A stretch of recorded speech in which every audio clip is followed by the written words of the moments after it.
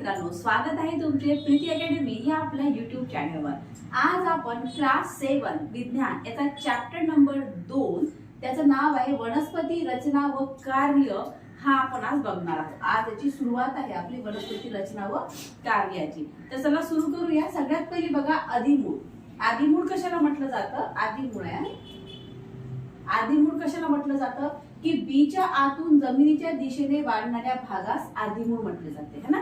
बीच्या आतून जमिनीच्या दिशेने वाढणारा जो काही तुमचा भाग आहे त्या भागास आदिमूळ म्हटलं जातं। त्याच्यानंतर बघा अंकुर कशाला म्हटलं जातं? अंकुर कशाला म्हटलं जातं? तर जमिनीच्या वर वाढणाऱ्या भागास काय म्हटलं जातं? अंकुर म्हटलं जातं, है ना।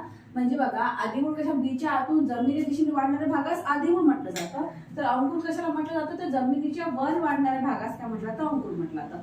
क्लास 7 चं जे पुस्तक आहे चॅप्टर नंबर 2 त्याच्यामध्ये पूर्ण आकृती ही दिलेली आहे, ठीक आहे। आता बघा आदिमूळापासून बनलेल्या मुळाची वाढ जमिनीखाली होते आणि मुळाचा जमिनीलगतचा भाग कसा असतो? जाडसर असतो।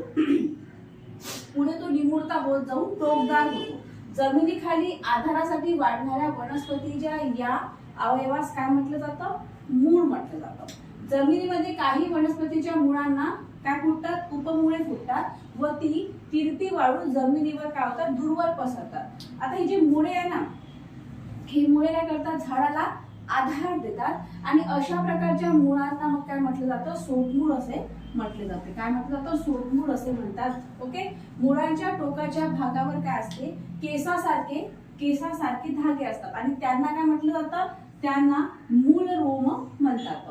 आता मुळाच्या टोकाचा भाग नाजूक असतो। मुळाची वाढ याच भागात होत असते आणि त्याला इजा होऊ नये म्हणून त्याला काय असते? टोपीसारखे आवरण असते आणि त्याला मूळ टोपी म्हणतात। खोडापासून फुटणाऱ्या तंतूसारख्या द्विदल वनस्पतीमध्ये सोटमूळ असते, तर एकदल वनस्पतीमध्ये काय असते? तंतुमय मुळे असतात, ओके। आता बघा हे जे मूळ आहे ना, याचे दोन भाग पडतात। एक असतात तुमचं सोटमूळ, एक आहे तुमचं तंतुमय मूळ। आता आगंतुक मूळ म्हणजे काय हे पण बघून घेऊ। मका, ऊस, ज्वारी यांना जमिनीत वाढणारी मुळे व जमिनीच्या वरील खोडापासून वाढणारी आगंतुक मुळे अशी दोन प्रकारची मुळे ही असतात। बघा लक्ष द्या, परत एकदा समजावून सांगते। आपण काय बघत आहोत? आपण चॅप्टर नंबर 2 बघत आहोत। क्लास 7 मधला आपल्या धड्याचं नाव काय? वनस्पती रचना आणि कार्य। सगळ्यात पहिले आपण काय बघितलं? आदिमूळ बघितलं। आदिमूळ म्हणजे काय की बीच्या आतून जमिनीच्या दिशेने वाढणाऱ्या भागास काय म्हटलं जातं? आदिमूळ। बीच्या आतून, ओके, जमिनीच्या दिशेने वाढणारा जो काही भाग आहे त्याला म्हटलं जातं तुमचं आदिमूळ, ओके। त्याच्यानंतर अंकुर कशाला म्हटलं जातं? की जमिनीच्या वर वाढणारा जो भाग असतो की झाडाचा जो वर वाढणारा भाग असतो, हा जो झाडाचा वर वाढणारा जो भाग असतो ना, याला म्हटलं जातं अंकुर, है ना। आणि आदिमुळापासून बनलेल्या मुळाची वाढ जमिनीखाली होते। मुळाचा जमिनीलगतचा भाग कसा असतो? जमिनीलगतचा भाग कसा असतो? मुळाचा हा जाडसर असतो आणि पुढे काय होते? मग ते निमुळता होत जाऊन मग तो टोकदार बनून जातो। आता जमिनीखाली आधारासाठी वाढणाऱ्या वनस्पतीच्या या अवयवास काय म्हटलं जातं? मूळ म्हटलं जातं, है ना। आणि बघा जमिनीमध्ये काही वनस्पतीच्या मुळांना उपमुळे सुद्धा फुटतात आणि ती तिरपी वाढतात। उपमुळे फुटतात, ती काय करतात? तिरपी वाढतात आणि जमिनीवरती काय करतात? दूरवर पसरतात। हे जे मूळ असतात ना, ही झाडाला आधार देतात आणि अशा प्रकारचं जे काही मूळ आहे त्याला काय म्हटलं जातं? सोटमूळ असं म्हटलं जातं।